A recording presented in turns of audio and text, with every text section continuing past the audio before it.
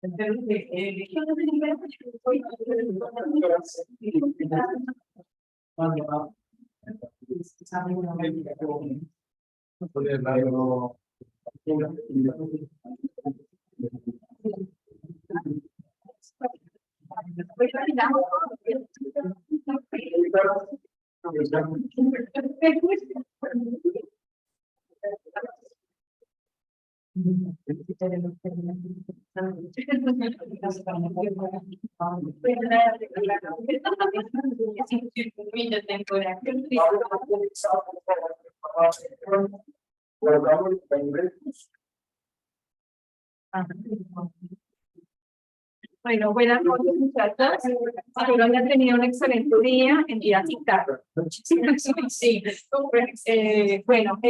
nuestro tema se llama los negros no son buenos para las matemáticas. Comillas, ¿no? Ideologías racistas y prácticas de las matemáticas en Colombia. A nosotros nos interesó mucho tocar el tema del racismo antes de empezar con la exposición, porque desafortunadamente en el tiempo en el que estamos, a este ciclo y en esta era, se vive a diario. Tristemente es lo que no debería ser, pero aún así existe, y muchísimo, muchísimo. Bueno, este estudio lo hizo una colombiana, se llama Lucely Baloyer Chávez, en Santiago de Cali. Ella es una matemática, tiene PhD en la universidad, en una universidad de Estados Unidos. Ella se ha dedicado a estudiar este tipo de fenómenos que se dan a raíz del racismo en las escuelas, en las universidades, etcétera, ¿no? Pero enfocada hacia la matemática, de por qué existe como ese sofisma de que las personas de color no son buenas para las matemáticas. Este artículo se llevó como fue basado en una experiencia personal de ella. Desde que era muy niña, ella fue estigmatizada, diciendo porque ella era muy buena para las matemáticas y los profesores le decían, oiga, usted negra y buena para las matemáticas. Entonces, ella decía, ¿cómo así? O sea, ¿cómo mi color hace si me pongan una etiqueta de que soy buena o mala para esto? Entonces, a raíz de eso, ella decidió hacer este estudio. ¿No? Bueno, el método de investigación. ¿Qué hizo ella? Ella llevó un método que se llamó el comparativo y uno interpretativo. Escogió 3 colegios, 2 públicos y 1 privado, donde los públicos son un 56% más o menos, niños afrocolombianos, mientras que en el privado muy pocos niños de color existían. Y bueno, ella que quiso... y también en el estudio van enfocados 3 profesores. Se ha visto también un estudio con base a lo que piensan los profesores con respecto a los estudiantes negritos, que perdonen la palabra, es que acá en el artículo todo el tiempo lo dicen así, yo digo afrocolombianos, la verdad. Aunque pues la palabra pues no tiene referencia, ¿sí? Y entonces escogió 3 profesores y empezó a hacer un estudio por 4 semanas de menos. Bueno, el estudio está enfocado, digamos que tiene enfoque sociocultural y antropológico, donde aborda problemáticas, digamos, como logros educativos, y, digamos, el entorno de las personas y de los niños también, que influyen mucho para que sean, digamos, como discriminados. Hay diferentes autores, digamos, que señalan las dificultades que surgen al intentar, digamos, como estudiar pues, este racismo en el estudio de la matemática. Digamos que hay dos fenómenos grandes, que están las limitaciones de orden teórico y metodológico, que dificultan desentrañar, o sea, como investigar y visualizar las prácticas educativas a través de las cuales los estudiantes negros son discriminados en las escuelas. Digamos, como en la matemática no tienen como muy clara por qué son discriminados los estudiantes en esta materia. Las ideologías del mestizaje, la democracia racional y la meritocracia fuertemente arraigadas en las sociedades actuales expresan el eclecticismo, y digamos que esto dificulta el proceso de la investigación. Perdón.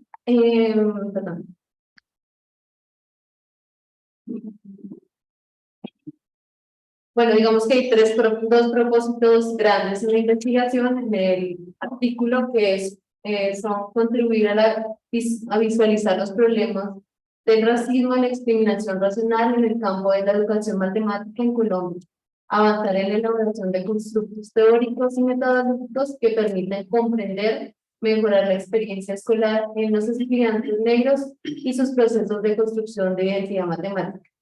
Digamos que quieren, como la matemática no visualiza muy bien como por qué son discriminados los estudiantes, digamos, acá quieren crear como un mejor proceso en digamos, cómo estructurar las matemáticas como el aprendizaje para identificar qué es lo que ocasiona que los estudiantes sean discriminados.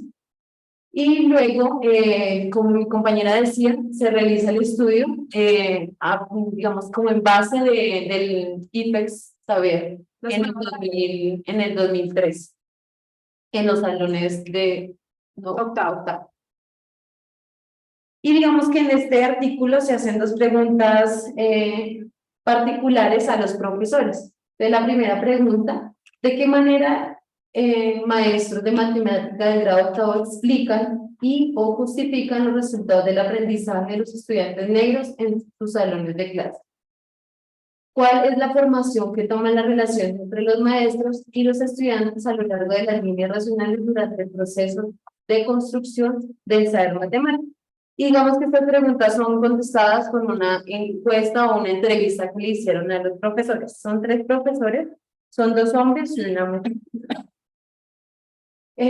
Aquí están los resultados de la prueba y digamos que en este resultado identifica que en la parte del departamento del Chocó se identifica que es el porcentaje más bajito de los, o sea, digamos, hubo un porcentaje muy bajo de los resultados de saber matemática en los estudiantes. Y también se identificó que la mayor población está en el Chocó, digamos, de los estudiantes que presentan, digamos, como esta dificultad.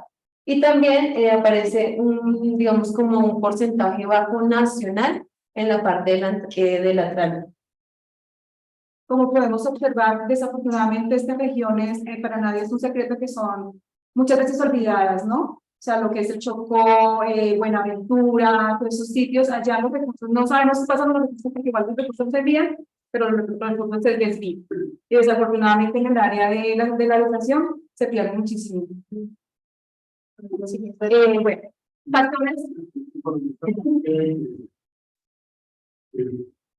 Bueno, no digo lo que se debería ser así, pero digo es la sociedad, la cultura de estas personas del Chocó, de Buenaventura, son bastante particulares por su forma de vida. Allá las mujeres tienen la idea de simplemente procrear, ¿no? No más.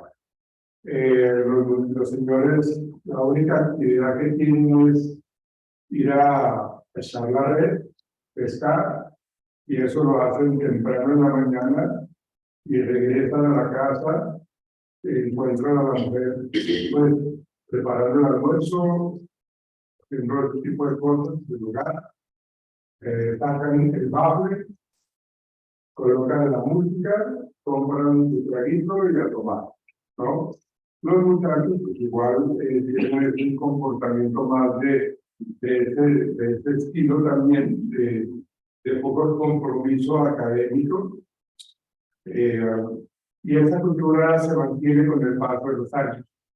Pues yo lo digo pues porque yo, como te decía al inicio del módulo, pues tuve la oportunidad de estar allá con allá Chocó, creo que es la más de todo. Ahora veamos un tuve la oportunidad y se veía terminar y uno se encuentra con todas esas personas tipo no ya han terminado de almorzar, sacan su audio y se pueden abordar, ¿no?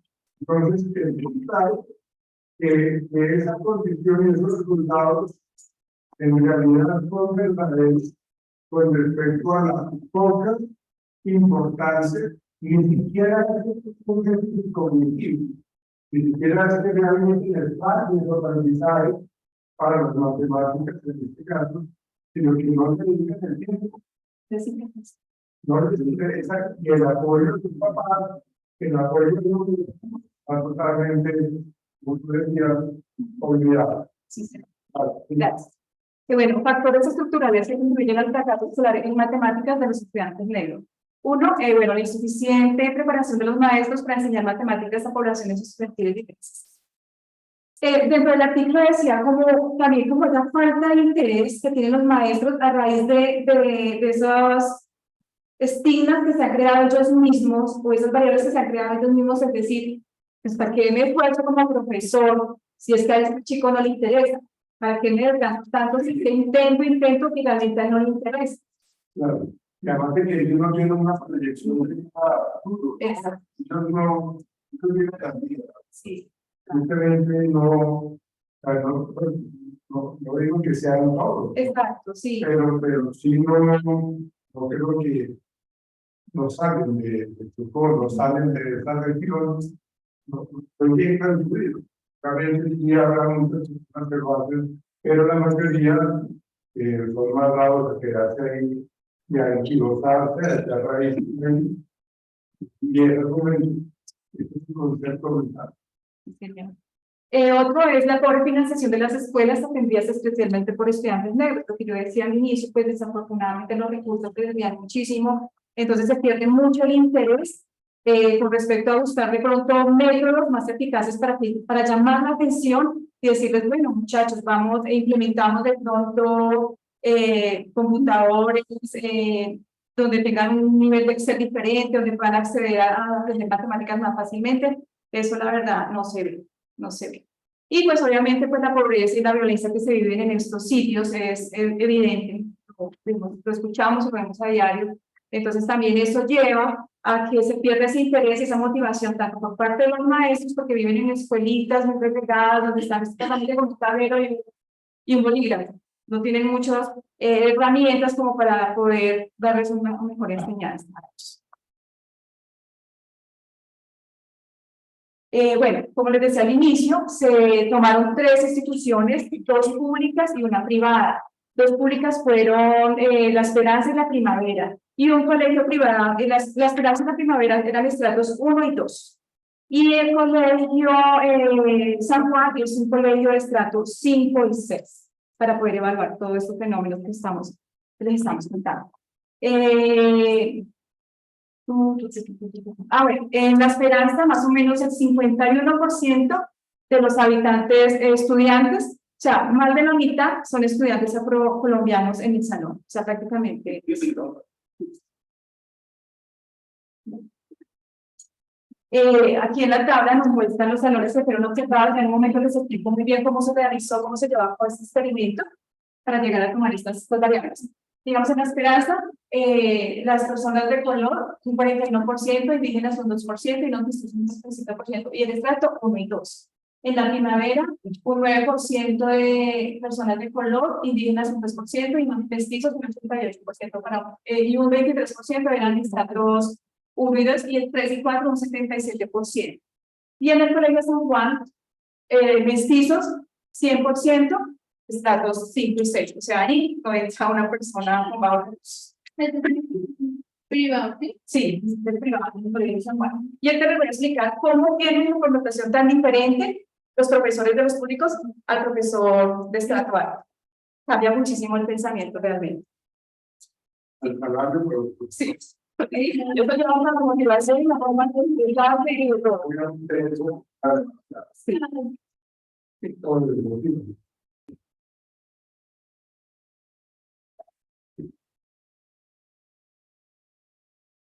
Listo. Bueno, el resultado. El uso persistente por parte de los maestros de las actividades raciales, técnicas y de clase de los estudiantes para explicar, justificar y naturalizar sus experiencias escolares y resultados de aprendizaje en matemáticas. Es uno de los resultados que les vamos a mostrar hoy. El uso de prácticas de enseñanza que obstaculizan el aprendizaje significativo de las matemáticas. Los resultados muestran que en estas escuelas los estudiantes negros son posicionados por los maestros como incapaces de aprender matemáticas. En los estratos 1 y 2. Son incapaces, escuchen la palabra, o sea, que lo que ellos determinan para decir que no tienen habilidades en el área de la matemática. Los profesores. Ajá. Sí. Bueno, aquí esta es, digamos, la encuesta, la entrevista que le hicieron a los profesores. Entonces, en la entrevista analizan las narrativas de los profesores que participan en el estudio, iluminan la forma en las cuales las identidades de los estudiantes nutren su discurso. Dichas narrativas expresan además las representaciones que los maestros han construido acerca de sus estudiantes y sobre sus posibilidades del éxito del aprendizaje en las matemáticas.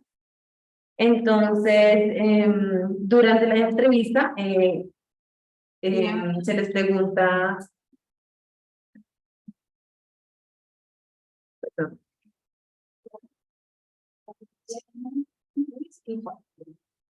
Luis, Pedro es. Bueno, digamos que les piden que describan a los estudiantes del grado octavo. Entonces, Diana, la profesora Diana, algunos de ellos no les interesa nada, no les importa educarse. Luego se les vuelve y se les pregunta, ¿podría explicar mejor su respuesta? Y ella contesta, desde que llegué aquí he enseñado a los grados octavos y algunas veces en los séptimos. Y ellos son niños que, es decir, no les interesa el estudio. Yo creo que ellos no se visualizan muy bien, que para tener un futuro, un buen futuro necesitan estudiar. Así que uno tiene que empujarlos. Luego se le pregunta, se le hace otra pregunta a otro profesor. El profesor Juan contesta. El grupo, pues, en términos generales, hoy en día lo veo mejor que antes y ha obtenido mejores resultados. Pienso que algunos son muy capaces, unos pocos. Hay otros que sí traen unos esquemas mentales matemáticos muy deficientes desde el pasado.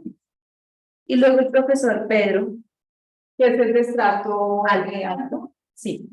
A ellos les encanta el álgebra, les encantan las matemáticas. A la mayoría de ellos les va muy bien en las matemáticas. Aunque yo solo les he hecho algunos test cortos, los he visto trabajando, haciendo preguntas, resolviendo ejercicios en sus cuadernos. Ellos siempre quieren resolver los problemas en el tablero. Los estudiantes en este colegio siempre escogen carreras con un fuerte contenido matemático. 70% de nuestros egresados escogen ingenierías, administración, ciencias, etcétera. Solo unos pocos escogen humanidades. Pero recordemos que en este colegio es muy poca la minoría de estudiantes de color. Y se les hace otra pregunta. ¿Usted considera que los estudiantes negros en su salón necesitan algún tipo de apoyo adicional para aprender matemáticas? Y la profesora Diana contesta, no solo aprender matemáticas, yo creo que ellos necesitan apoyo para aprender cualquier cosa. A ellos no les gusta leer y leer es fundamental para el aprendizaje de cualquier área de la escuela. A ellos no les gusta leer y por eso no entienden los diferentes conceptos, las bases de las distintas áreas y ellos tampoco tienen la cultura de cumplir con las tareas. Como vemos, ella ya tiene un estigma muy claro de que las personas de color no les interesa para nada el estudio, para absolutamente para nada, ni siquiera en el área de matemáticas y español, ningún área. Y vuelve y se le hace otra pregunta a ella, ¿qué tipo de apoyo necesitarían? Y ella contesta, yo creo que de psicología y también de terapia ocupacional. ¿Por qué? Porque así ellos pueden extraer sus problemas. Esto es algo que los profesores no podemos hacer. No tenemos la formación para ello. Nosotros estamos preparados para enseñar, pero no sabemos cómo enfrentar las dificultades de estos estudiantes. Y ellos tienen además problemas de desplazamiento forzado, drogadicción, pandillas, todo ese tipo de cosas que a veces uno no sabe cómo lidiar con todo eso. Y yo me digo, Dios, ¿qué más debería hacer? ¿Qué más puedo hacer? Además, nosotros no tenemos tiempo para esto. Bueno, la ideología del déficit cultural. Tal y como ven que de las narrativas de Diana y Juan expresan representaciones dominantes, según las cuales los estudiantes negros no cuentan con las habilidades y discusiones para aprender matemáticas, como lo decía Paulita en este momento. O sea, para esos profesores, las personas de color no tienen ni lo que hablamos en su momento, ¿no? Ni el deseo, ni las habilidades, ni las capacidades. O sea, para ella no, realmente es como perder el tiempo. Enseñarles a ellos es como perder el tiempo. Y ella dice, o sea, que ellos aprecian otros modos de conocer y de vivir, que aunque importantes no garantizan el éxito escolar en matemáticas, por tanto, no son valiosas. O sea, es decir, que para ella, mientras una persona no puede aprender, es como si no tuviera como un fin, un futuro, un objetivo en su vida. Porque lo que decía el profesor es claro, ellos, su pesca, perdón, muchos de los chicos, no sé si se han dado cuenta, que en el fútbol tenemos muchas personas de color que buscan ellos un enganche para salir bien buenos y de ahí pues de pronto conseguir algún tipo de ingreso. Porque hay unos equipos, Millonarios es un equipo que prácticamente toda su nómina en las inferiores son de los morenitos y los traen de Chocó, de Buenaventura y de las regiones más como apartadas de estas zonas. Y es una realidad. Lo digo pues por experiencia porque mi hijo estaba en las inferiores de Millonarios y todos sus compañeros prácticamente eran de color, los traían para eso, para que solo supieran mover la pelota y les interesaba que estudiaran. Para nada.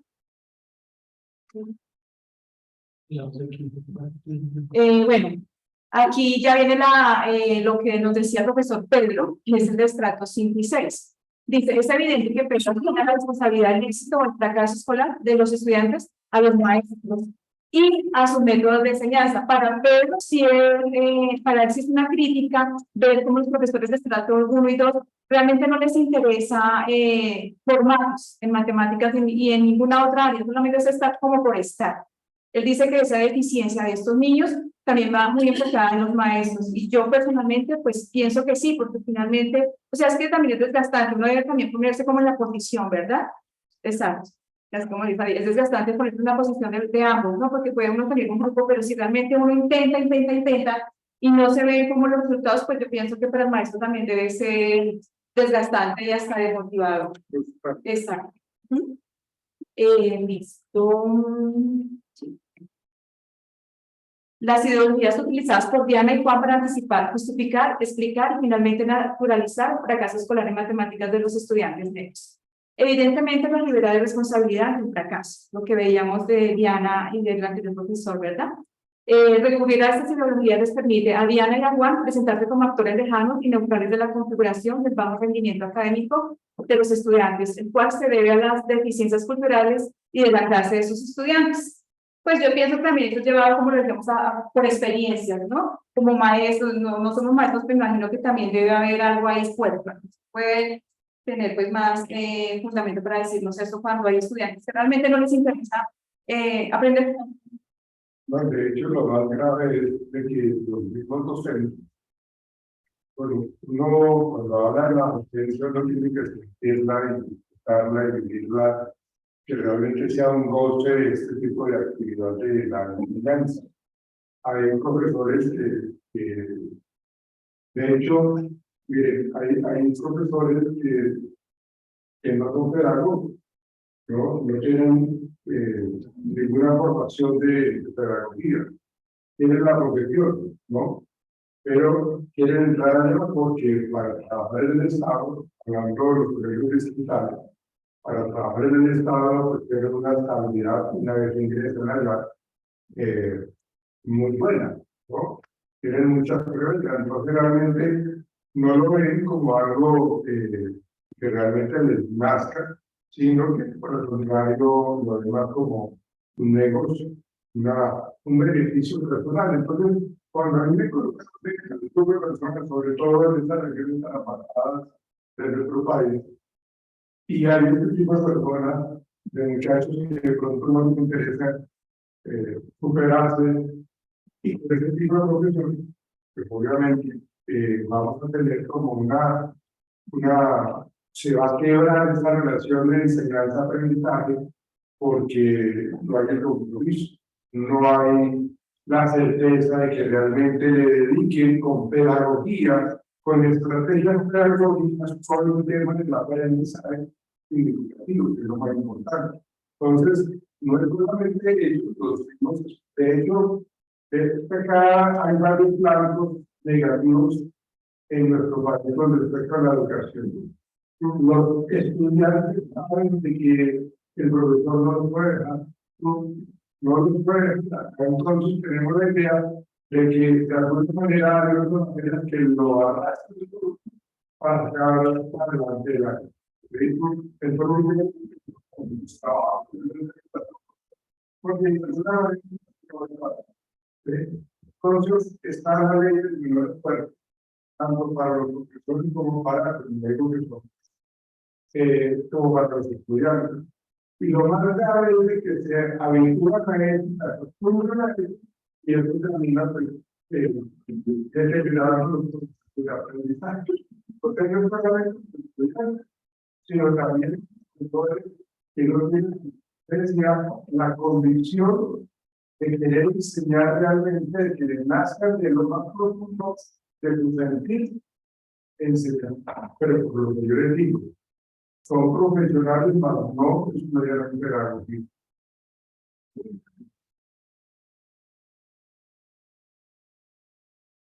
Bueno, en las conclusiones en el artículo parecía que en las pruebas en saber, digamos que no estuvieron como, no están como aptas para este tipo de población. Ahí decía en el artículo que en las pruebas también debieron mirar cómo incluir las variables raciales, como el tipo de la economía, de la población, si sufre violencia, si fueron desplazados, y que digamos que eso fue como una variable que pudo de pronto mostrar como resultados bajos.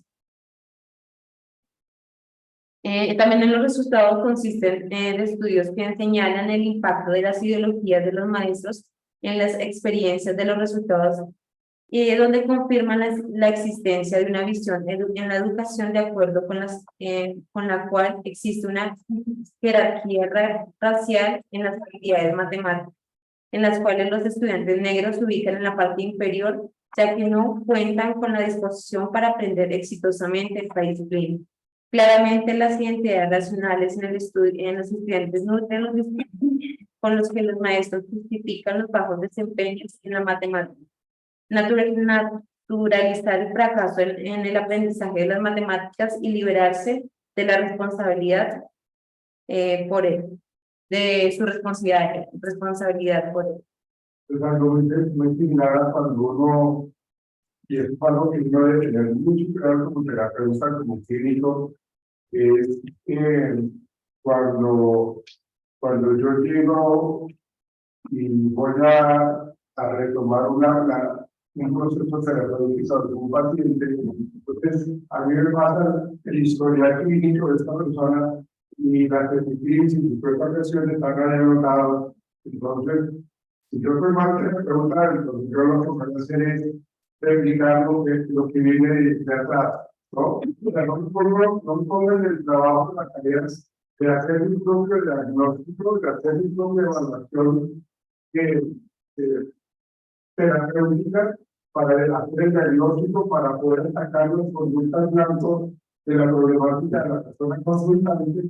Entonces, simplemente es como el copy-paste, ¿no? Porque hay un punto pegado y de ahí en adelante sigo el mismo tratamiento cuando realmente no es así. Pero tiene que ver con el que usted está diciendo, de que la persona, los profesores, naturalizan la, de comillas, a poca capacidad intelectual que pueden llegar a tener los muchachos para el aprendizaje de las matemáticas. Entonces, ya como un portavoz de que ese grupo que está allá es un grupo complicado, es el grupo estigmatizado, entonces ya lo paso que no, un profesor y se la cree, ¿no? Y lo asume. Así es, ¿no? Entonces, es muy complicado. Sí. Bueno, ya para concluir, nosotros también habíamos investigado otro artículo muy interesante, se llamaba El racismo cotidiano de la Universidad Colombiana desde la experiencia vivida por los estudiantes negros de Bogotá. Pues este no lo trajimos a colación porque, en verdad, como muchas variables también. Pero algo interesante que me llamó este artículo, nos llamó a las dos, es que en la Universidad de Rosario había un estudiante de color y era muy buen estudiante, o sea, en sus áreas, perdón, sí, le iba súper bien. Y un alumno le dice, eso fue para la época de cuando Obama estaba electo. Y entonces le hizo como, la profesora dijo como hagan grupos, y él no se puso a hacer con ninguno, o sea, él quedó solo. Entonces un compañero le dice, ¿y usted por qué se hace solo? Se cree ya más porque Obama ganó. Entonces la profesora le dijo como que ella quedó como en shock y ya lo que hizo como para tratar de disipar la situación que se está viendo en el momento, dice, es que los negros están de moda. Entonces, lo que dice el artículo es que ella no supo cómo manejar la situación, porque aún así dio a entender que hay un racismo ahí, porque ya decir ella, es que los negros están de moda, pues porque Obama ganó. Ahí ella directamente lanzó también eso camuflado, pero hay demasiado racismo, desafortunadamente. Y era un estudiante excelente, pero simplemente no se acopló con los muchachos del Rosario, por su color, o sea, lo apartaban muchísimo en esa época, al punto de que pues terminó pues esperando que llegara otro estudiante nuevo y hacer su parejita, pero no pudo poder interactuar entre sus compañeros.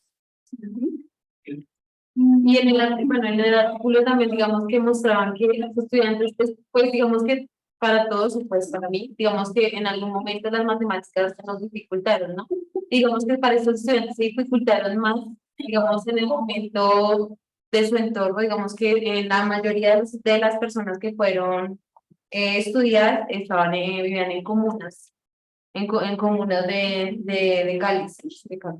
Entonces, digamos que mostraban que también, digamos que el entorno, la mayoría también sufría violencia intrafamiliar, más encima el profesor cada rato, digamos, como diciéndoles que no eran buenos, todo eso también influye, pues, para que los estudiantes, digamos, que creen un rechazo, así sean buenos, pero creen un rechazo también a las matemáticas, y no solo a las matemáticas, sino a las demás materias. Se les dificulte también, digamos que por todos los problemas que tienen. Entonces, sí mostraban que los estudiantes también, digamos, por ser de esta población, necesitan, digamos, como una compañía, un acompañamiento psicológico. Bueno, ya para cerrar, yo quería mostrarles, ustedes recuerdan, no sé si vieron esa película que se llamaba Figuras Ocultas, que eran 3 mujeres de color negro que fueron las que llevaron a que la NASA supiera mucho más talentos ocultos. Entonces ahí es donde nos rompe como ese estigma. Ellas eran buenísimas para las matemáticas, pero las tenían encerradas en el sí, de color, pero eran muy buenas matemáticas. Y ellas fueron las que llevaron a sacar a la NASA una ecuación que no, ninguno podía, y ellas con regla, lápiz y calculadoras muy simples sacaron esa ecuación adelante. Entonces no es estigmatizar de que porque son de color, o sea, yo digo, porque la piel va a definirnos si soy más inteligente o no lo soy. O sea, pienso que eso no es relevante en ese aspecto. Entonces, pues es un tema que quisimos tratar muchísimo sobre pues, el racismo y todas las variables que les acabamos de mostrar. Y pues como psicólogos, pues obviamente jamás vamos a tener ese tipo de estigmas hacia personas de diferente raza, de diferente color, de diferente región, de diferente área, ¿no? Pues es mi opinión personal realmente. Y ya nos cerramos. Gracias.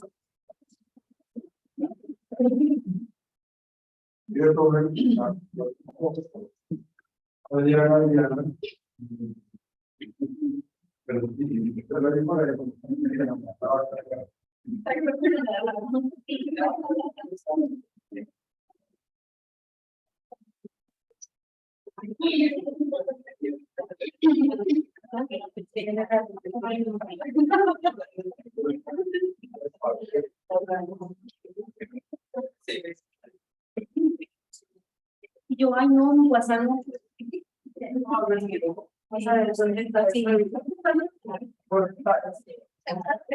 Vamos de ahí a uy.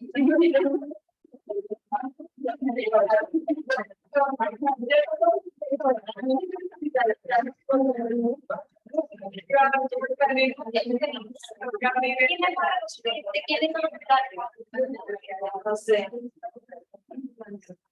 Ay, necesito cargas, no se me descarga bien. No sé,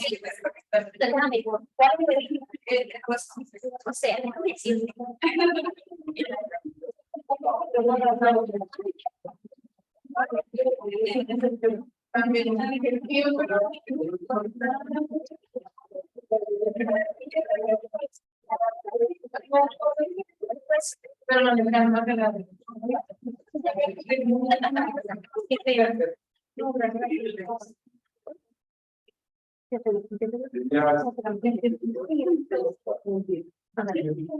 Buenas noches a todos. Bueno, el artículo que nosotros escogimos se llama Violencia de Género e Intervención Institucional en la Universidad Nacional de Colombia.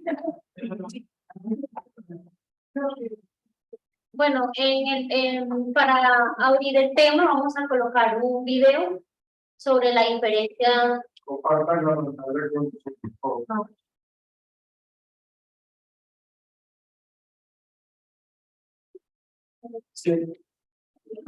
Yo hay una allá. No. El video que nos envían. No. Ay,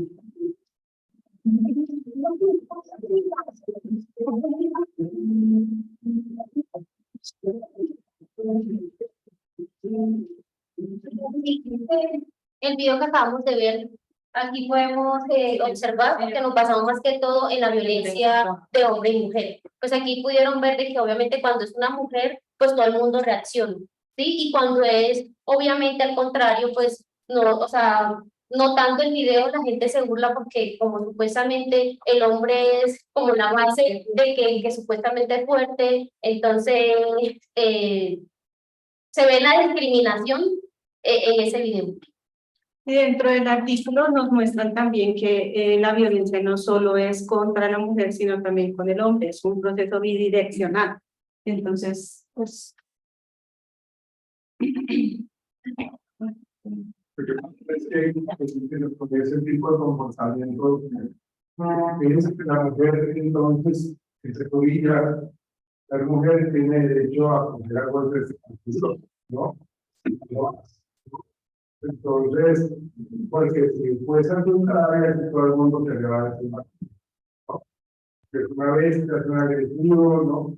Entonces, la mujer, de cierta manera, y eso son estudios, no lo digo yo, sino las estadísticas, las investigaciones de esos resultados, donde dicen de que la mujer tiende a mostrar, cuando son de carácter fuerte, tiende a mostrar de una manera mucho más abierta esos comportamientos agresivos, ¿sí? Porque digamos, la sociedad de cierta manera se le permite. Y de hecho, lo que ellas decían, terminan criticando de que el señor es un pelele, el señor es un bobo que se deja pegar. Entonces hay muchos conceptos y muchas opiniones con respecto a cómo debería reaccionar el hombre o cómo debería reaccionar la mujer en estos debidos momentos, ¿no? En la introducción del artículo lo que busca es como comprender la violencia de género en la Universidad Nacional y en relaciones de pareja con los estudiantes de la Universidad Nacional. Dentro del artículo explican que la violencia de género es cualquier maltrato físico, sexual, psicológico, emocional, económico que haya contra una persona de cualquier género, no necesariamente solo en el género de femenino. Bueno, aquí vamos a explicar sobre los tipos de violencia de género. Pues hay muchos, pero colocamos como los más relevantes y los más influyente. Está la violencia psicológica, que trata sobre agresión verbal, cuando usted intenta como discriminar y pisotear su dignidad a la persona, ya sea por insultos o por gritos o algo que haga sentir a la gente menor. Esos son daños psicológicos. La idea es que tengan minimizar a la persona. Exacto, pisando la dignidad y el autoestima. Está en la violencia física, que obviamente es un acto que yo hago por voluntad, porque quiero hacer daño, quiero generar muerte a la persona.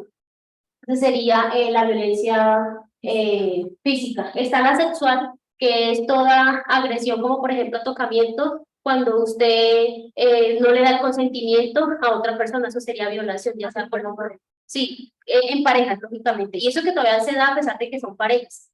Cuando hay, por ejemplo, violaciones que no quiere la mujer, igualmente que el hombre no quiere tener relaciones sexuales, entonces pues ahí se ve la violencia sexual.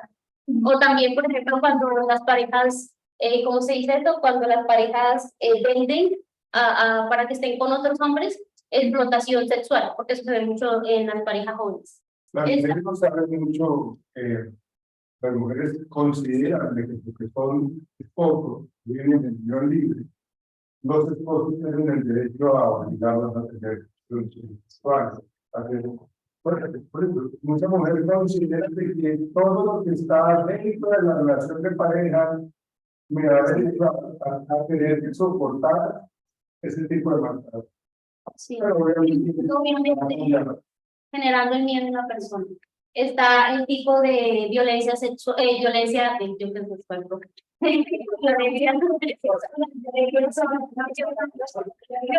social, que no, o sea, es cuando un grupo de personas estigmatiza a otra. O por ejemplo, por influencia de otro grupo intentan que discriminen a una. O por ejemplo, el profesor que decía de los costeños. Entonces es algo así como parecido. Que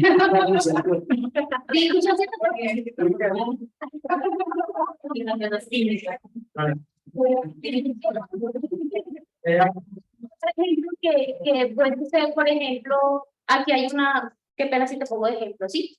Entonces yo voy y le digo a ella, no, es que mira que ella es así, entonces resulta y pasa que yo le creo a ella como especie de una conducta para que ella cambie con ella. Entonces eso sería también influencia sobre violencia social.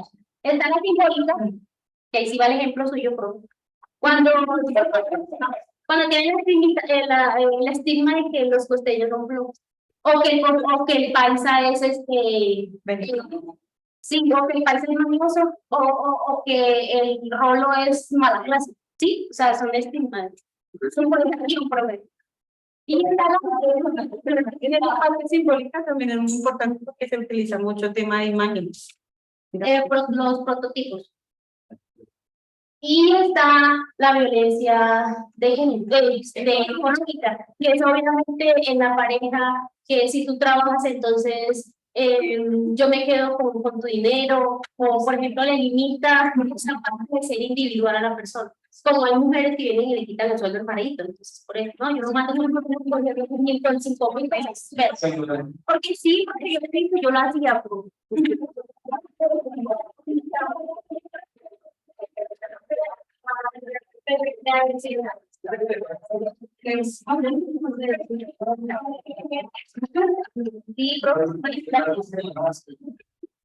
eso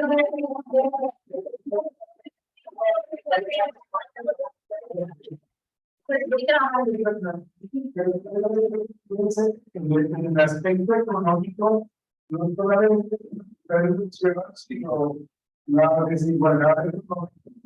Lo que yo como profesión debe ser más de lo que requiere mi esposa, ¿no? Pero si es ella la que recibe más, yo me siento mal. Como hombre, yo me siento mal, me siento minimizado también. ¿Cómo es posible que mi esposa yo también la más de ella? Porque tenga esa oportunidad, esa diferencia en cuanto a la parte económica genera esa violencia por la parte económica, ¿no? Tampoco tiene que ser así. ¿verdad? Cuando las abuelitas se quedaban en casa y el hombre era el que se iba a trabajar en el proveedor por un tiempo, ¿verdad? Entonces, cambió, todavía el hombre creo que es machismo, pues, si el hombre gana menos, entonces es más insuficiente, es incapaz, o sea, una persona que sirve menos, pero como que existe eso en la mentalidad de la sociedad. En cierta manera también a la mujer le da, bueno, que tenga el poder de dinero, pues le da mucha gente.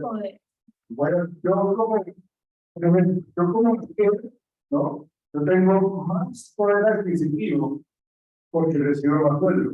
¿Sí? La mujer, por ejemplo, gana 12 millones de pesos y el esposo gana 5 millones. No es más sueldo, pero ella gana mucho más. Entonces, cuando se tiene ese poder adquisitivo tan alto, pues en cierta manera eso también le da muchísima, entre comillas, posibilidad de manipular, ¿no? O sea, esa frase de amor no se vive siempre, ¿cierto? Sí. ¿No? Y eso tiene que ver con ese tipo de conflictos. Dígame, por favor. Dentro de los factores influyentes, como tú lo decías, también obviamente influye mucho el tema familiar. Si dentro de la familia la persona vio violencia, si vio cómo le pegaba a su mamá, o si vio cómo dentro de un contexto cercano existía esa violencia de género, regularmente lo van a replicar. Sí, sus significados y conceptualizaciones de lo femenino y lo masculino. ¿Cuál es mi concepto sobre lo femenino y lo masculino? Que también influye mucho desde el aprendizaje desde niños, que me enseñaron a mí en el colegio, mis padres, con respecto al concepto de esto de femenino y masculino. Las historias de vida también influyen mucho en la violencia de género. Y los antecedentes, pues que también incluirían mucho como lo que yo viví, porque puede que dentro de la familia no haya experimentado la violencia, pero tenga antecedentes donde los abuelos o los bisabuelos, que regularmente el macho era el que tenía el poder, entonces era el que le pegaba a la mujer. Bueno, aquí sobre el estudio pues muestra como el porcentaje de las mujeres y los varones que le hicieron el estudio. Los participantes eran 149 y las mujeres eran 250, pero hicieron dos estudios. El primero que se basaba en que si había sufrido de alguna u otra forma violencia, ya sea violencia física, violencia psicológica, y estaba el segundo estudio que era que ejercía la violencia. Es que la violencia no solamente es que venga yo le pego o venga es que yo le hago, es que yo le hablo, no. Uno mismo proyecta también algunas cosas de violencia, como lo que yo le decía, incluir a otras personas para que agredan o no tanto físicamente, sino verbal y psicológicamente a otra persona, con un objetivo.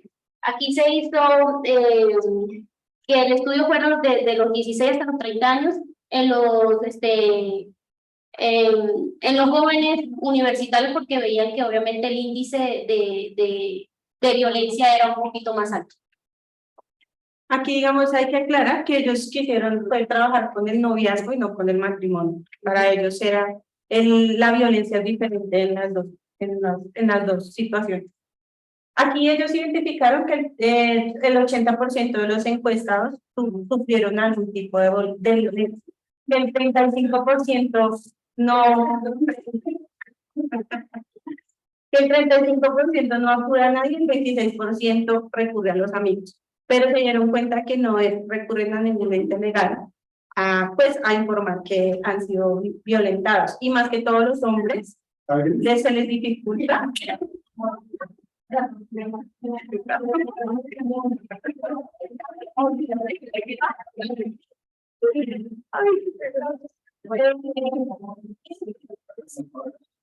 También se evidencia que la educación es un factor que no disminuye la violencia, pero sí logra identificar si hay violencia, más que todo psicológica y emocional, que es como la más difícil de evidenciar.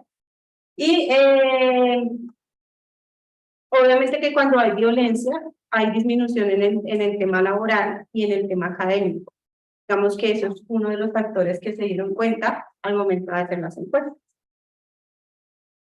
Bueno, aquí hablamos de que se encuentran diferentes estadísticas entre hombre y mujer y que obviamente en el estudio de noviazgo prevalecía más la violencia psicológica y dominaba más que todo lo emocional. Dice que los factores que ejercían mucho era que eran inexpertos y que a veces confundían el enamoramiento con el poder, o sea, con que yo tenga algunas reglas con ella o son influenciadas por otras personas de generar control a la pareja, como supuestamente acto de amor.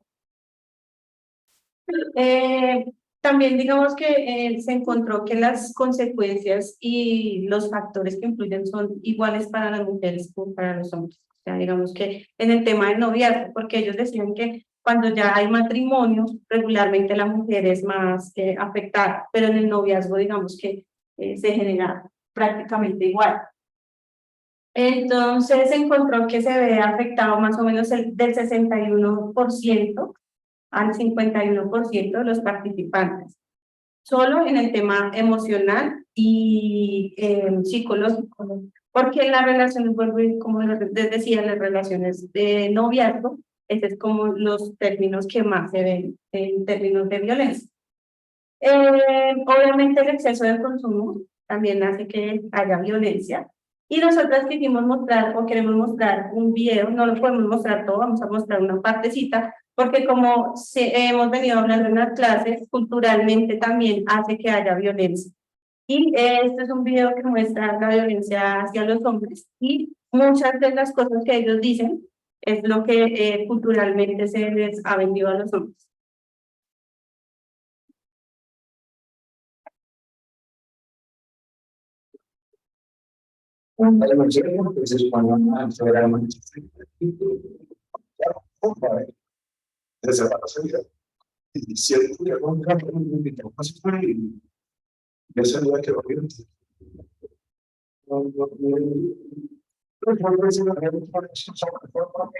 Escuchen bien, sus cosas. Por eso es muy final hasta la política familiar hacia los hombres, aunque solo quiere decir, por más tiempo no se denuncia, ahí quiere decir el que comúnmente no es aprendizaje de investigación sobre agresiones físicas y psicológicas en lo masculino.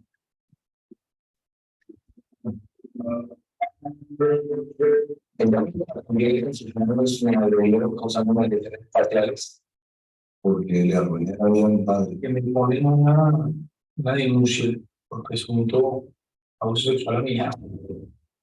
Mi hija conoce la vida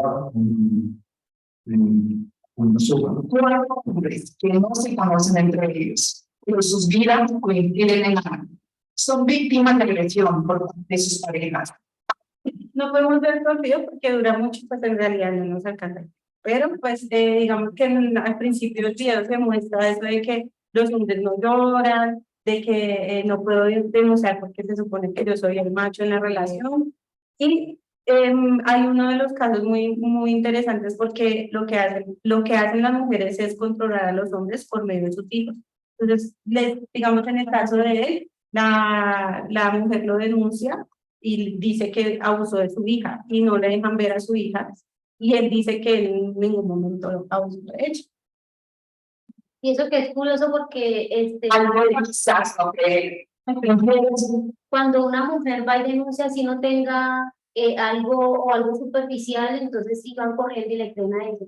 Pero cuando un hombre va a hacer una denuncia porque la mujer lo agredió, aparte de que se burlan, lo ven como estúpidos. O sea, tienen que llegar prácticamente casi reventados para poder decir que supuestamente para que puedan hacer algo. Ahorita yo les doy la línea, chicos. ¿Oye?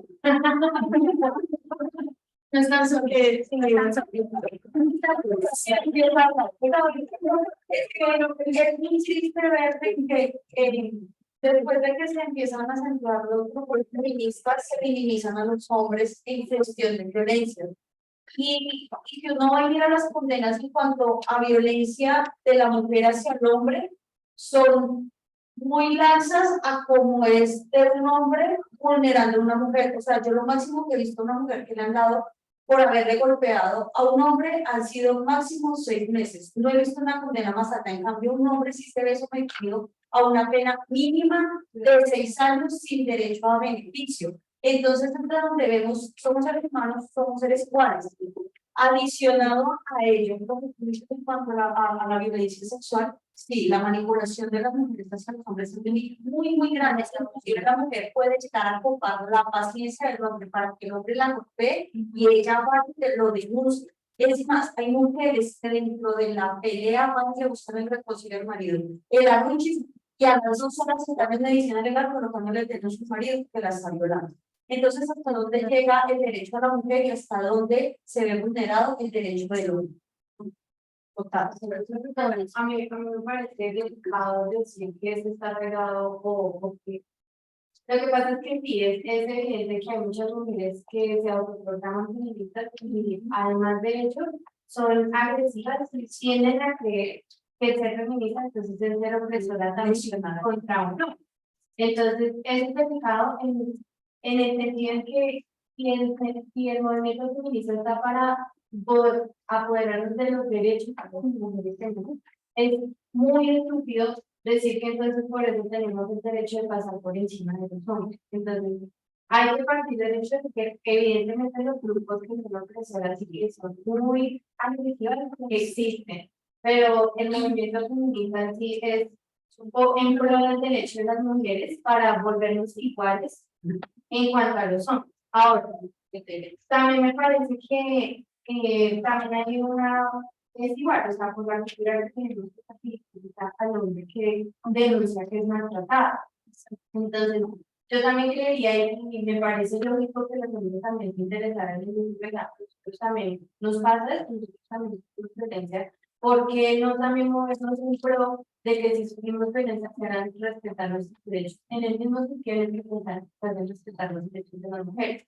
Entonces, creo que eso también es un problema cultural que los hombres y las mujeres no se han querido apropiar de ello para hacer un cambio en cuanto a las condenas, sí, de penalidad estamos hablando. Entonces, creo que no recae, digamos, solamente en que las mujeres son agresivas, sino que también los mismos hombres ridiculizan este tipo de cosas que ustedes, porque pues usted escucha a un hombre decir que 50 no la mujer le pega, se le van a pegar por poco, por pendejo. Entonces también siento que esas cosas culturales hay que cambiarlas para que también ellos reciban la misma atención que las mujeres reciben cuando sufren de violencia, porque sí es real, ellos sufren de violencia, los niños sufren de violencia sexual, o sea, la violencia es por igual para todos. Entonces creo que también hay que apropiarnos también de estos problemas culturales que tenemos en cuanto a la percepción de la Y también pues desde casa, porque es que es la hora que todavía seguimos con el mismo estigma de que los hombres tienen que ser fuertes y es que usted tiene que hacer eso, es que usted tiene que hacer lo otro, es que usted es niño y usted tiene que hacer esto y usted tiene que irse por este lado. Y yo creo que eso también va mucho por... Sí, los que están. Por eso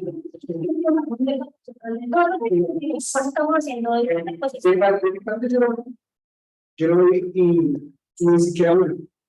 No busqué a la policía, porque no porque se me fuera una, sino porque era ilegal.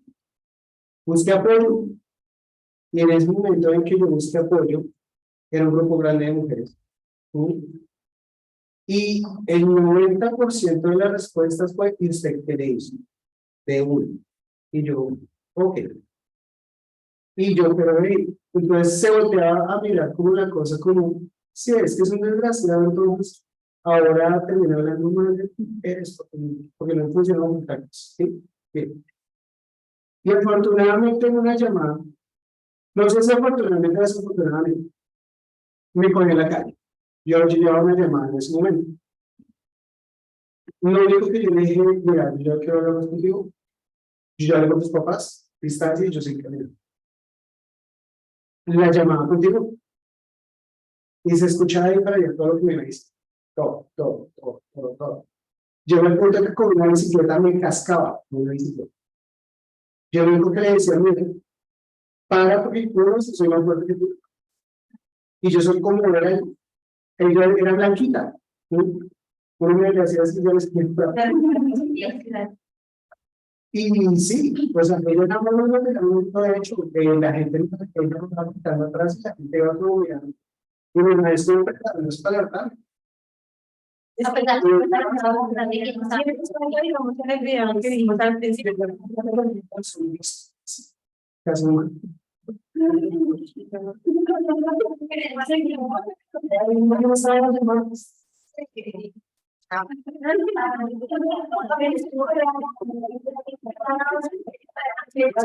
Estamos en el grupo de prensa.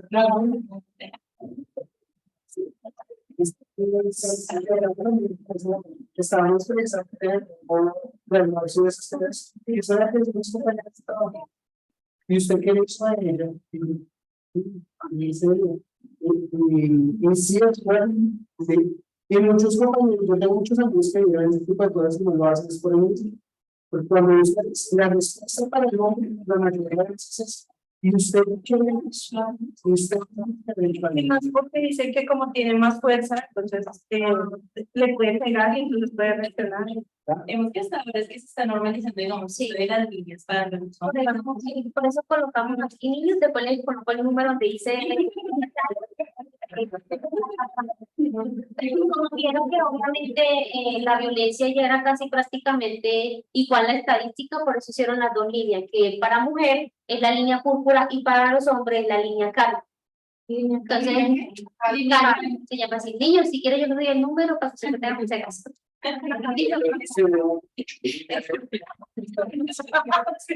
Ahí Pablo,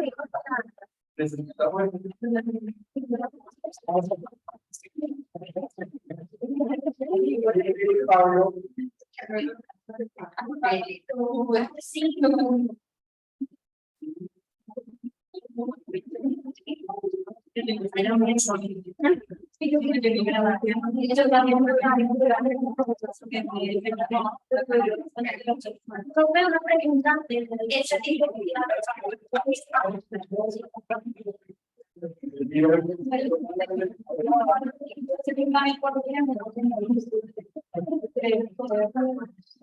Y nos aprovechamos de nuestra función y los ciclos ya miren, no saben que igual para que tengan mucho la secretaría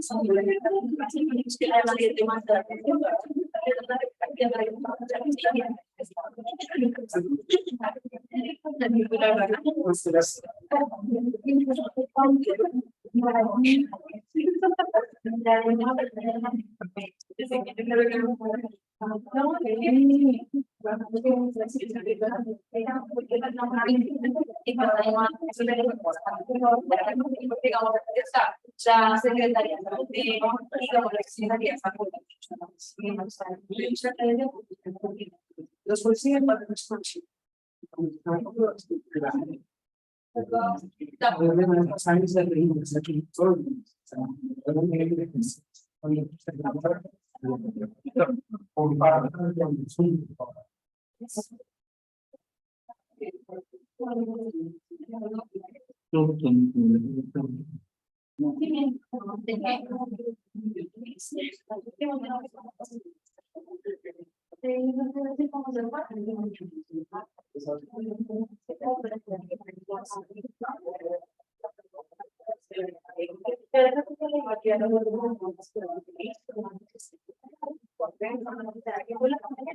Ahí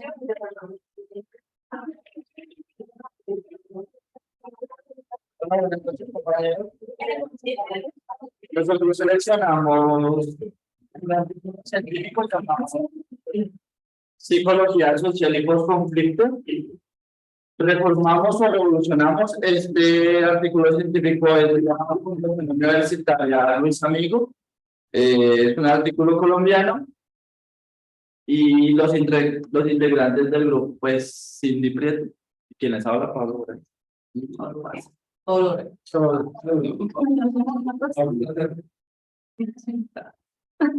par de mechudos.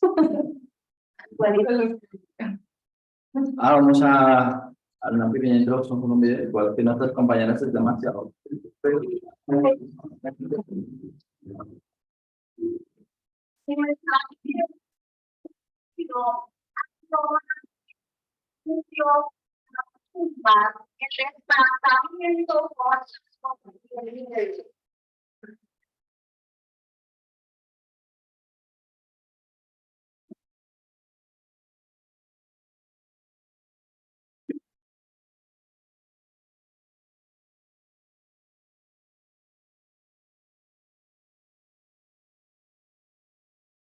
Una madrugada llegaron los hombres.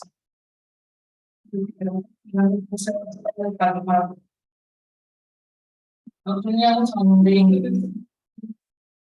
Cuando regresaron, mataron a mi esposo. Me arrebataron a mí. Le robaron su suegro. Su esperanza.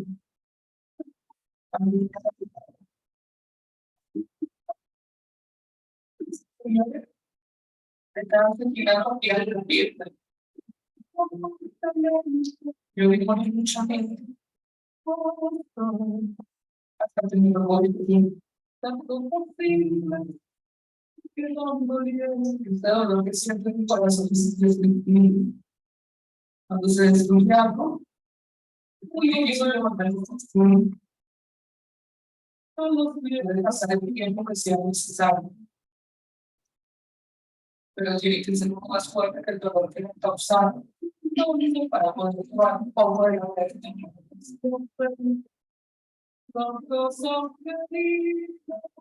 Por el derecho a vivir en paz y libertad. No más sobre, sino más esto.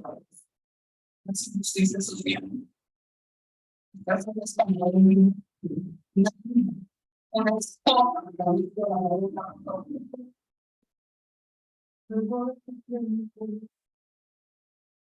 En mora aquí, en la luz mayor, Bueno, pues como verán en el video, esto es una situación que se vive todos los días en el país, pues, de Colombia. Entonces, bueno, en el artículo como tal, se hizo un trabajo de indagación sobre el posconflicto y el conflicto armado en Colombia actualmente. Es importante que todos pues tengamos conocimiento de la violencia que se vive actualmente en el país, y para esto, como tal, pues el posconflicto o el artículo como tal quiere establecer criterios para suponer que el posconflicto busca una generación de estrategias para la construcción de una sociedad democrática que logra instaurar un equilibrio entre la población civil y el Estado, con el fin de recuperar la participación de cada uno de los ciudadanos, tanto en dinámicas humanitarias como en la recuperación de las relaciones sociales, debido al conflicto armado que pues vive cada una de las víctimas.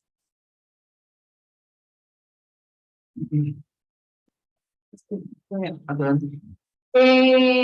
Adicional, es importante que ustedes conozcan que pues desafortunadamente en el país se considera víctimas del conflicto armado las personas que sufrieron hechos victimizantes a partir del 1 de enero de 1985, desplazamientos, homicidio, reclutamiento, desaparición forzada, etcétera. Desde ahí, pues los cobija una ley, que es la ley 387 de 1997 y la ley 1448 del 2011, que los acobija en tanto reparaciones y pues para darles una mejor calidad de vida a estos grupos que sufrieron desplazamientos forzados y demás hechos victimizantes. Dentro del problema que se indagaba dentro de este artículo científico, es cómo el conflicto armado en Colombia repercute en el estado anímico de las víctimas, especialmente en el de los niños, y si existe un verdadero posconflicto en Colombia. Pero para esto deben verse desde diferentes aristas, con una mirada muy holística, en donde la política, lo social y lo mental tenían que ser mirados todos en conjunto para ver cuáles eran las afectaciones finales que daba la guerra y cómo se ven reflejadas dentro del postconflicto. Bueno, para esto, pues es importante saber que Colombia es un Estado social de derecho, Colombia es un Estado social de derecho que tiene conductas legalmente no aceptadas y además para garantía del bien común. En esta medida, la lógica funcional de Colombia gira alrededor de una margen de leyes. Desafortunadamente, pues estas leyes no todas las personas las aplican y pues dichos grupos, los grupos armados, son los que generan como tal la afectación a estas leyes que tenemos en Colombia y ahí es donde se genera el conflicto armado.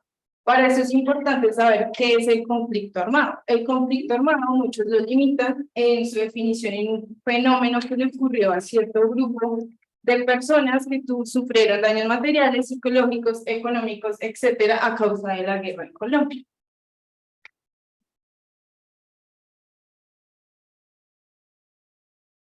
Dentro de la investigación hablan de diferentes autores y unos relevantes dentro del contexto colombiano. Por ejemplo, Vargas, que habla de cómo el conflicto ya no solo se encuentra en las zonas rurales, sino también en las zonas urbanas, ¿sí? Y cómo esto ha generado diferentes subgrupos y afecta a cada una de las poblaciones en Colombia.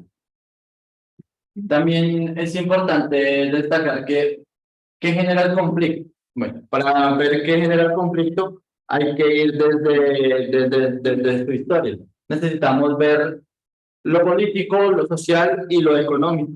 ¿Sí? Las políticas, porque cuando se fundan las guerrillas, entonces no se tienen en cuenta y no se les da relevancia a ellos. Sentémonos ustedes por cuál es el motivo por el cual se están manifestando, quieren llegar a las armas, y este descuido hizo que la sociedad y la economía entraran en el juego de la guerra, ¿sí? Afectando pues las visiones, las perspectivas psicológicas, educativas, inicialmente de las zonas rurales del país. Bueno, aquí es bueno aclarar que, digamos, en cuanto a la que se genera pérdidas simbólicas materiales y psicológicas, hace referencia a pérdidas simbólicas en cuanto a las pérdidas de un ser querido, materiales, pues cuando son desplazados, que tienen que irse para otra ciudad, otro municipio, y pues psicológicas es debido a todo lo que ellos tuvieron que vivir en ese momento. Digamos que en lo que dice actores políticos, sociales y económicos, hace referencia pues los grupos al margen de la ley, en cuanto a líderes sociales y demás, ellos sufren muchas amenazas porque ellos son como los primeros que quieren proteger los derechos de estas víctimas, y económicos porque los grupos armados pues generan el secuestro porque esto les genera a ellos pues económicamente ingresos, tienen ingresos adicionales. Al igual que el narcotráfico. Entonces desvían su mirada o sus objetivos y los inician dentro de la delincuencia. El posconflicto en Colombia es fundamental. Sí, el posconflicto en Colombia se fundamenta en las estructuras conceptuales de rehabilitación, reconstrucción y existencia humanitaria de las víctimas. necesitamos que la mirada dentro del posconflicto tenga una mirada ética, ¿sí?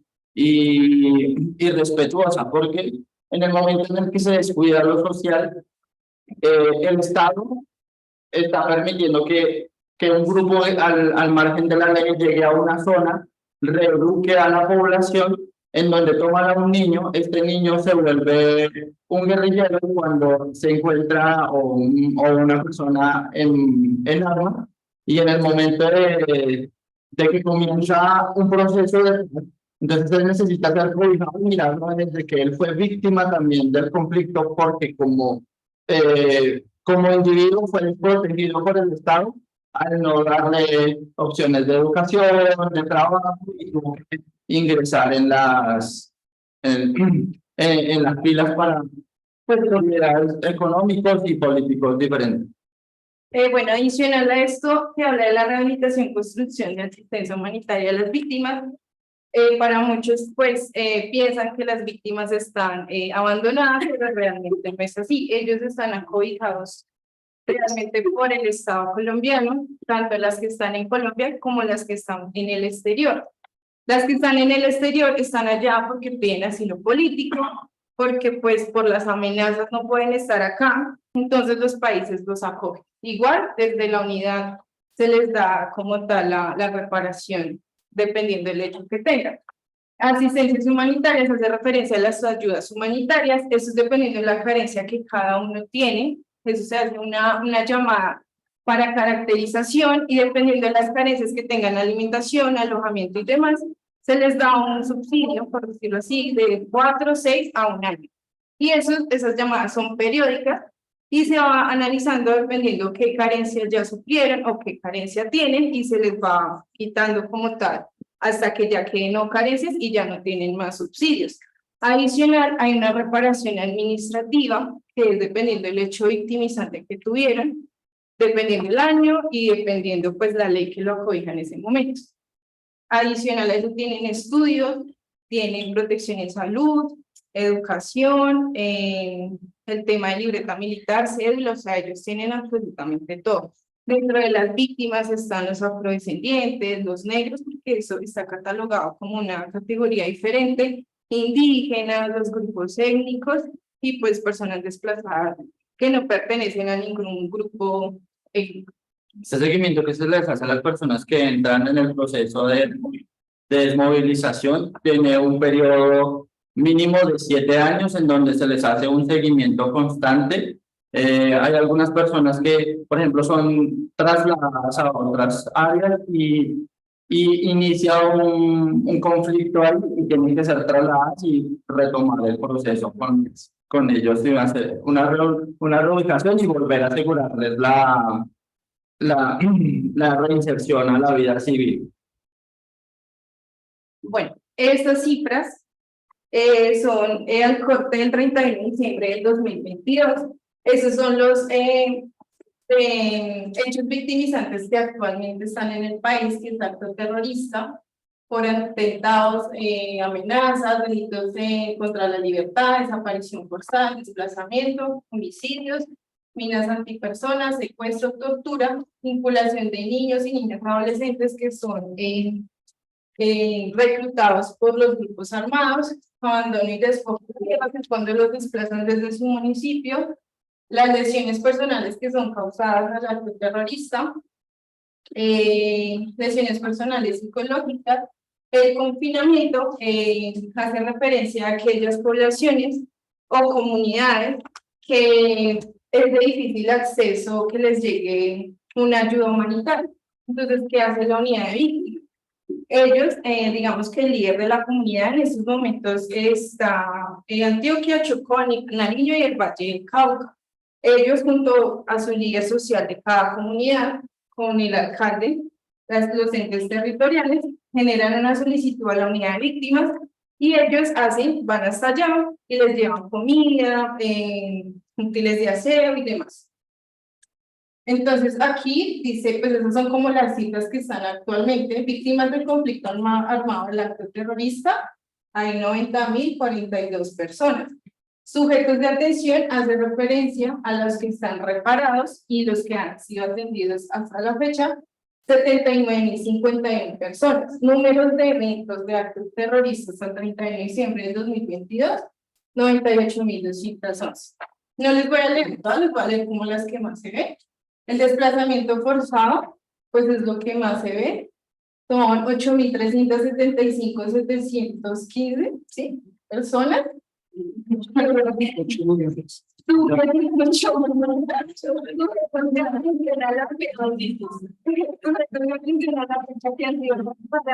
Que han sido atendidos actualmente. 1811.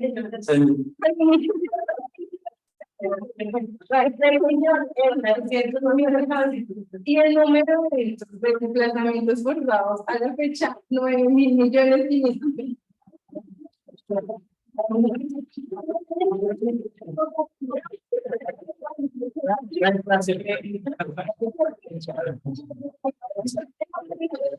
Son diferentes al desplazamiento comunitario, por ejemplo, aquí hablan víctimas directas e indirectas. Las víctimas directas son los que sufren el hecho directamente como homicidio, secuestro y desaparición. Y las indirectas hace referencia a los hijos de esas víctimas, papás, mamás, abuelos, etcétera, todo. Entonces aquí pues podemos ver los porcentajes de cada uno de ellos. Y esta es la cifra actual al 1 de enero del 2023, que son las víctimas registradas históricamente en Colombia. Y estos son los sujetos de atención y reparación que están hasta la fecha. Las que han sido reparadas y las que están actualmente como en proceso de reparación. El número de víctimas de historia en Colombia.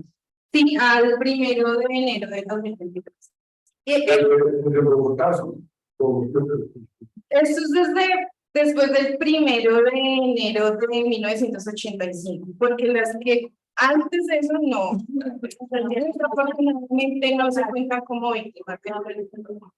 O sea, que en 1980 Sí, ahí, o sea, digamos, no, digamos que ahí fue donde se creó como la ley de reparación para todas las víctimas que sufrieron hechos a partir de esa fecha. Digamos, hay muchas víctimas, muchísimas, que sufrieron hechos antes de 1985, pero pues desafortunadamente la ley no los sacó. Entonces, no está ahí nada que hacer.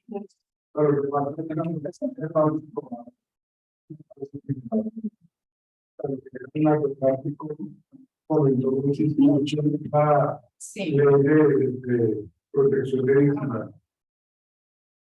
Esas son las cifras, y pues como conclusión, Perdóname, porque no se han logrado alcanzar y equiparar un poco el 7 millones. bueno, lo que pasó es que digamos que este artículo es interesante porque ellos hablan del postconflicto, pero digamos personalmente yo que trabajo con la unidad de víctimas, que soy muy afortunada, me doy cuenta que se repara un núcleo familiar, ejemplo, y se les hizo un retorno de ubicación a otro municipio, y desafortunadamente, listo, ellos ya están reparados, pero desafortunadamente en ese municipio donde ellos están, vuelven a sufrir un desplazamiento. Entonces, vuelve y se genera la cifra.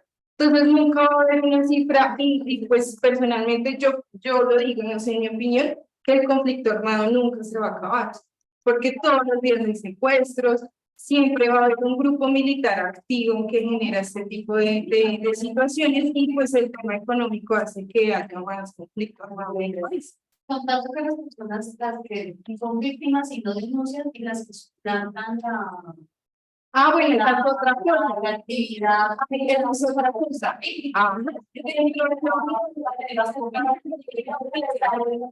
Exacto, digamos que dentro de los lugares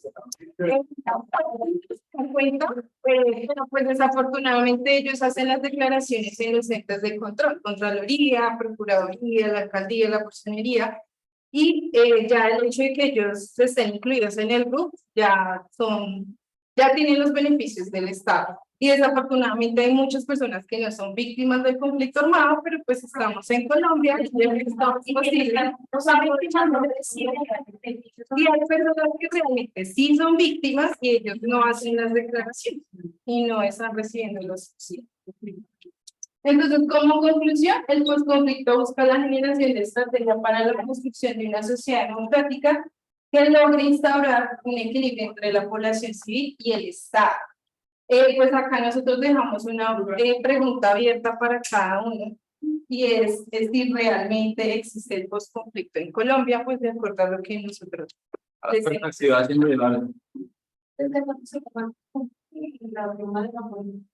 No, el posconflicto se genera, pues, de siempre, ¿sí? Digamos que el posconflicto, los diálogos de paz, la idea es reducir el conflicto armado, ¿sí? Digamos que las personas que son recluidas, los excombatientes, que ellos los aplica la ley 975 de Justicia y Paz, pues dejen sus armas y vuelvan a la vida civil. Digamos que a ellos se les da una atención psicológica personalizada para que, digamos, ese cambio de estar allá y volver a su núcleo familiar para ellos es muy fuerte, entonces a ellos se les genera esa atención psicológica para que no sean agresivos con sus hijos, con sus esposas, y los excombatientes para que no lleguen a generar violencia pues en su entorno de paz. Pero desde 1992 es cuando nace el término del posconflicto de la ONU, y ellos son los principales garantes de que el posconflicto esté en marcha. Por eso cuando se firmó el proceso de paz y se hizo cuando los actores armados hicieron su desmovilización, ellos vinieron con grupos para verificar y ser veedores del proceso de movilización de los guerrilleros o de los grupos armados en ese momento. Digamos que entre mi compañera y yo teníamos posturas diferentes en cuanto a la pregunta de que si existe o no un postconflicto en Colombia. Existe desde mi perspectiva no tan fuerte como debería ser por los temas políticos y económicos que se mueven dentro del país, pero desde mi perspectiva existe un postconflicto que crece y se debe hacer fuerte, porque hace una temporada estuve en el Cañón del Güejo, ¿sí? Que queda en Mesetas, y en Mesetas queda en el Meta. Entonces en este sitio no llegaba nadie, era imposible llegar, y en este momento existe la posibilidad del turismo en el Cañón del Güejar, y la misma población, los jóvenes, no se están yendo de Mesetas porque tienen la posibilidad de hacer un buen turismo, y un turismo sano y afecta a la economía directa del pueblo. Y las casas, ninguna es de 2 plantas, apenas, y si son de 2 plantas, no, se ven muy nuevas, se ven no de más de 3 años de construcción. La estantería, las comidas y las mismas vidas se ven que han sido pues abandonadas en el tiempo, y en este momento al conversar directamente con la población de ahí, con la señora de la tienda, con los chicos que fueron capacitados dentro de este mismo postconflictos después de la firma del proceso de paz, ellos dijeron, vino la gente de San Gil, que son expertos en esto, y nos capacitó, y nosotros por eso estamos aquí ofreciendo este tipo de servicios. Entonces es una mirada positiva a estas cosas. Y eso es todo. Una de las primeras diapositivas. Dejaron ustedes de eso. Doctor Fernando. Otra vez. Arriba. Abajo. Ahí. Arriba. Esta. Sí, ok.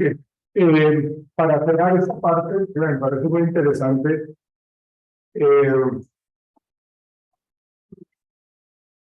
La idea como Estado colombiano se pretende que realmente nosotros generemos, o como gobierno, se genere pues como una ayuda precisamente a nuestra población, independientemente de la región que se dé.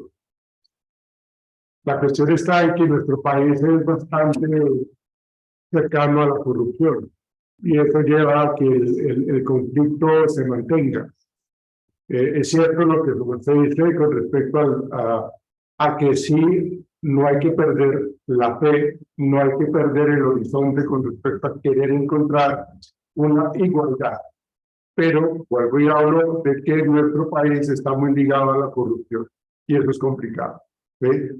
Las personas que han vivido el conflicto armado, los que lo han vivido en carne propia, donde le han matado a los familiares, donde le han quemado, lo han expulsado de su territorio, de su parcela. Entonces, realmente lo que hace es generar esa afectación psicológica, esa afectación emocional. Entonces, el daño está hecho, el daño emocional está hecho, el daño psicológico está hecho. O sea, nosotros no quisiéramos estar viviendo y hablando de este tema. Somos un país, pues, del tercer mundo, tristemente tenemos que reconocerlo. Gracias a Dios tenemos un empuje y el berraco, tenemos unas ideas supremamente muy motivantes, supremamente buenas, somos echados para adelante, porque si no fuésemos así, estaríamos mucho más alterados emocionalmente. ¿Sí? El conflicto está, el conflicto se creó, el conflicto va a seguir precisamente por nuestra estructura como país, pero el conflicto y el daño está hecho. ¿Sí? Así se hable post-conflicto, el daño está hecho. Es algo así como el ejemplo que yo coloco cuando una persona es obesa y que está acostumbrada a vivir con ese cuerpo de bastante volumen, su ropa está ligada a él. La gente la identifica como una persona con sobrepeso. Pero entonces ella vuelve a hacerse la bariátrica o el balón gástrico, entonces se hizo la cirugía. Y bueno, hay un proceso en donde tiene que empezar a comer líquidos para luego, después de un mes, empezar a comer sólidos y tiene que empezar a tener una serie de procesos de adaptación a lo que le sobra la piel, lo que le sobra la piel. Entonces, ese impacto psicológico, emocional, realmente para esas personas es durísimo. Durísimo porque tiene que inclusive cambiar sus hábitos alimenticios, cambiar su ropero, porque ya no es lo que tenía. ¿Sí? Entonces, realmente la comparación que yo hago es precisamente las personas cuando ya tienen un estilo de vida, una característica de vida, le cuesta adaptarse a la sociedad, le cuesta vivir tranquilamente en la medida de lo posible. Entonces, esa situación lleva a que nuestro país, con este conflicto tan fuerte que tenemos, pues tengamos todas esas consecuencias emocionales de adaptabilidad. ¿Ok? Yo quería decir una cosa. Digamos que con relación a la exposición que tenían las compañeras hace un momento de las matemáticas, y la población estaba centrada netamente en el Chocó, ¿no? Entonces, yo decía, más que las ganas, es como que el hálito de vida de las personas del Chocó está muriendo, está muerto porque ¿quién quiere estudiar y aprender matemáticas cuando no sabe si va a seguir viviendo? ¿Quién quiere matemáticas cuando en cualquier momento de la semana hay una balacera? ¿Quién quiere saber si el dinero está fácil con la coca? Sí, y no es y con ese calor, digamos, es diferente estudiar acá y estar, pero vaya, usted trabaja en el Chocó a las 3 de la tarde bajo un rayo de sol, y nosotros decimos, hey, perezoso, no sé qué, y tenemos ese, pero y con esas cargas emocionales encima. Entonces, en este momento, los laboratorios que deben ofrecer el proceso de paz deben estar enfocados netamente allá más que aquí en las zonas rurales, debe estar todo allá más que acá, y todo está aquí. Sí. Gracias.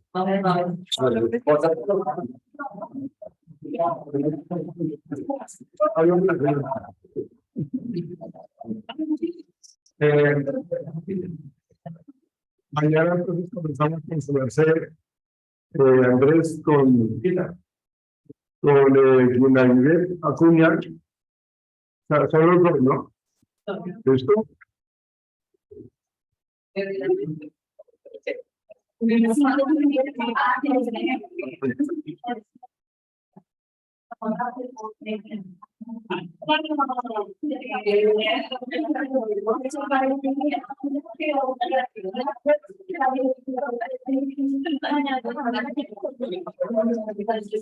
Xiomara.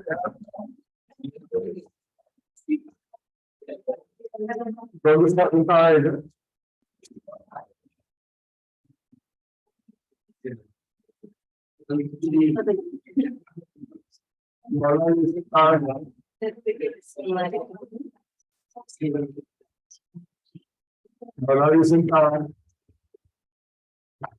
Andrés, Xiomara, ¿dónde está? Ojo con la deshonestidad, muchachos. Pero está anotada. Me están diciendo que está en el baño cuando no vino. Pero la anotaron acá. Y eso fue cuando usted estaba sentado allá con su compañera Gina, ¿no? Alguien confirmada. Luego se quita la responsabilidad. Por eso estamos hablando de quién somos como respecto a nuestro comportamiento. Queremos pasar por debajo la norma y ahí estamos pintados, muchachos, ahí estamos pintados. Entonces, la verdad es que uno no pueda de verdad tener la certeza de que las personas que están estudiando manejen el compromiso y la honestidad.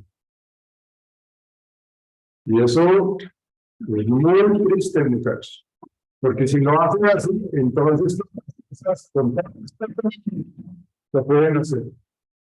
Ahora, yo constantemente les he dicho, presten atención, ojo, no estén con los celulares. Ahí ustedes, y yo les he dicho, cuando yo traigo a camaradas notas, le voy a decir, su nota es esta. Y le voy a decir, ¿por qué? Porque ni se atreven a decirme o a chistar de algo que yo he observado en esta última semana.